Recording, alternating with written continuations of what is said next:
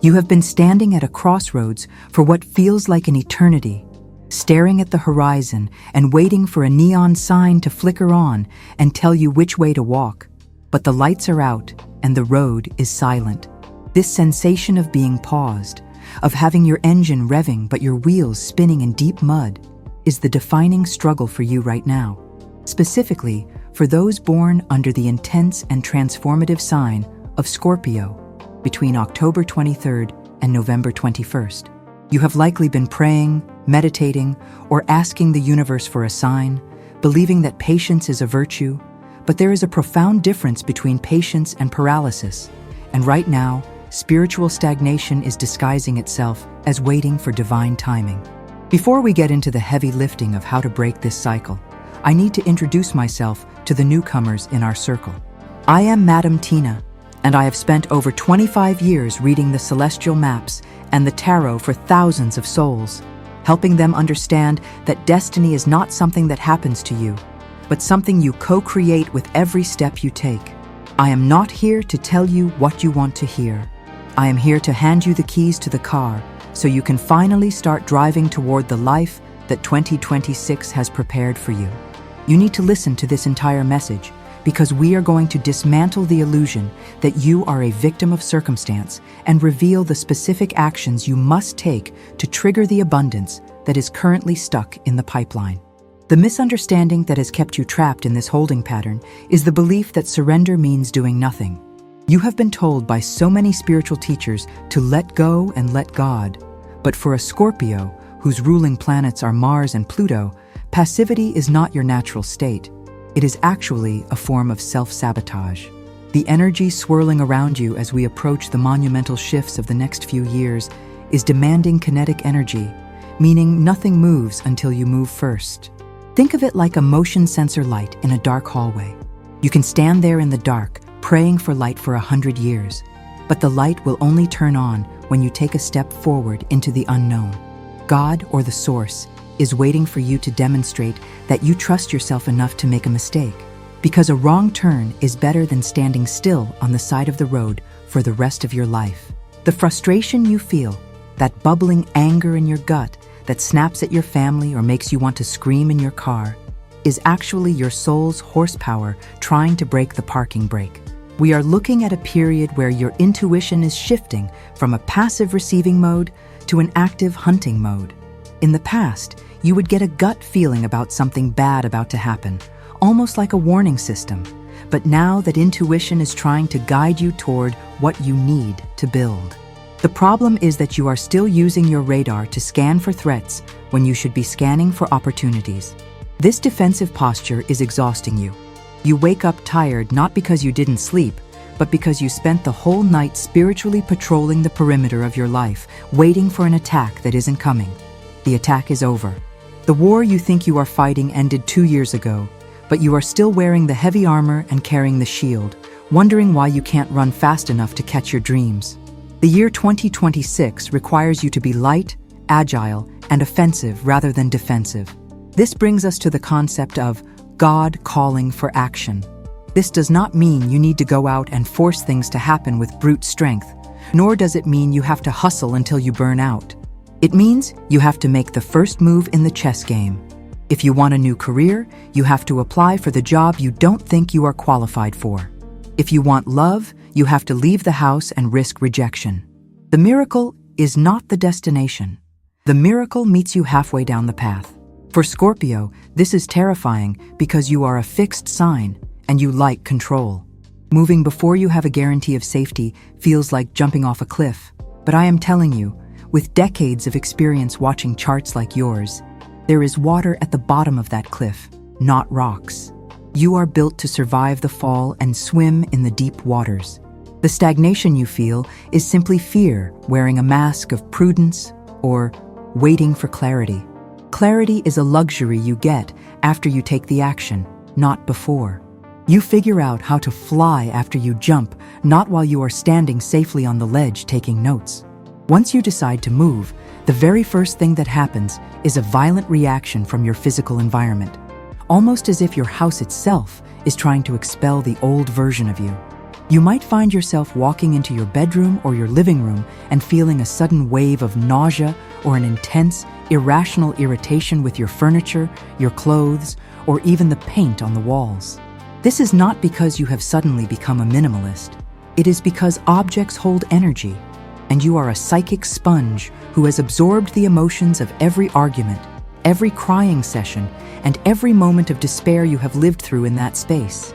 Your environment is currently filled with artifacts of a person you no longer are, and your spirit is screaming for a purge. You will likely feel a compulsion to throw things away that might seem perfectly good to others. Old journals, gifts from ex-partners, clothes you wore during a depressive episode.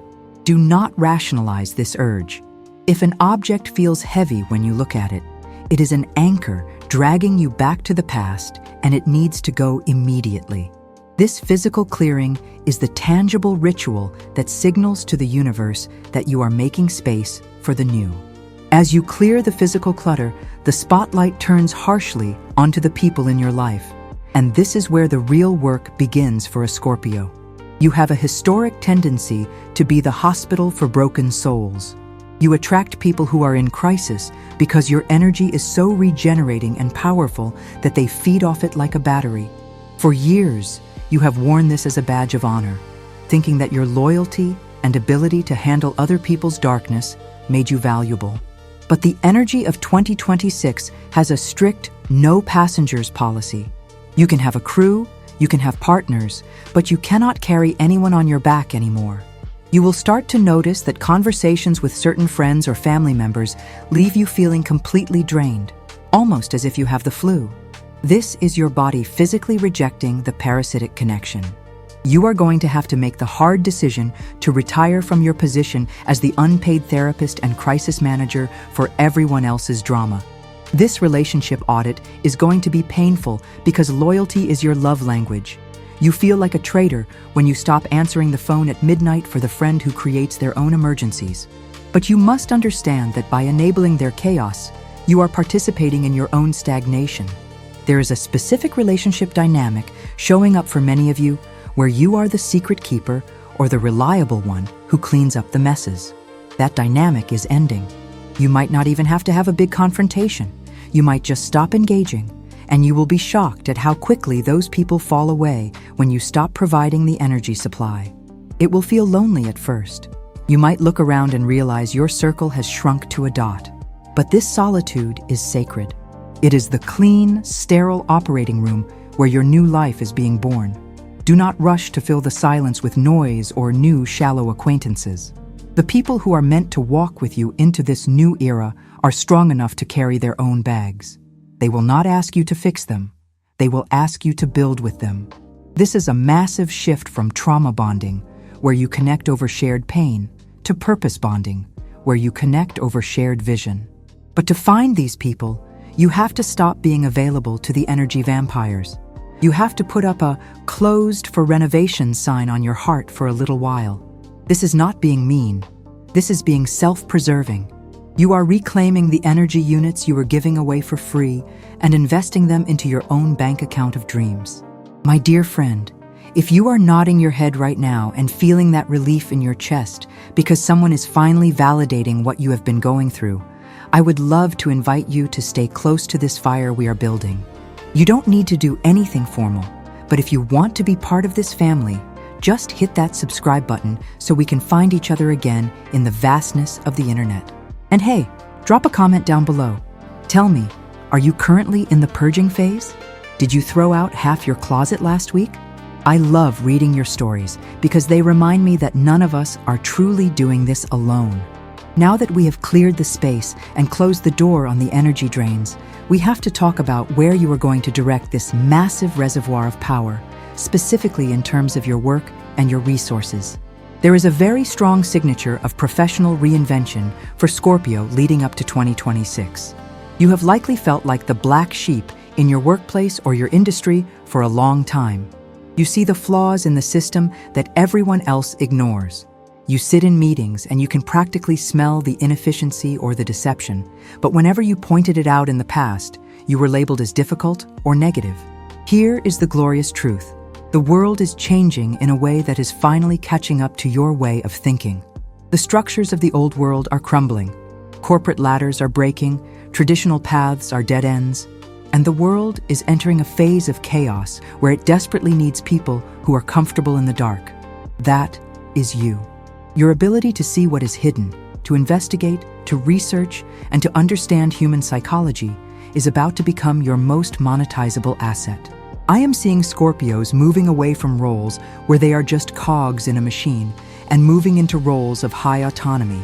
This could look like consulting, specialized problem solving, forensic accounting, psychology, or any field where you are paid for your insight rather than your time. You are the detective of the zodiac, and whether you use that skill in technology, healing, or business, you need to stop trying to fit your round peg into their square hole. The money is in the weird stuff you do. The hobbies or interests you hid because you thought they were too intense or too niche are actually the seeds of your empire. You are not meant to follow a template. You are meant to build the template for others. This shift requires you to take a risk on your own intelligence. For too long, you have waited for a boss or an authority figure to validate your ideas. That validation is never coming because they do not have the vision to understand what you see. You have to authorize yourself. The financial abundance coming your way is linked to the 8th house, which rules shared resources, but also deep transformation.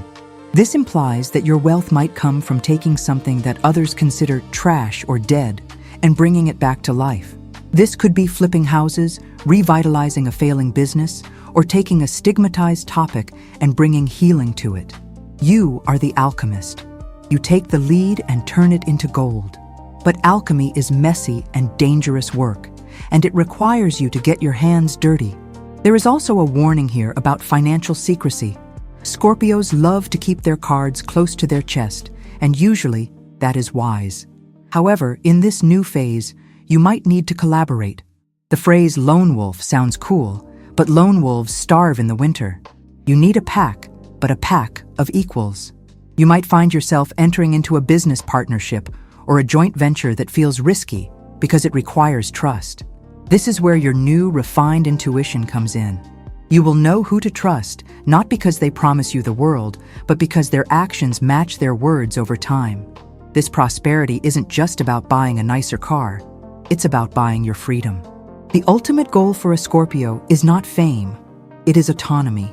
You want to have enough resources so that no one can ever tell you what to do again.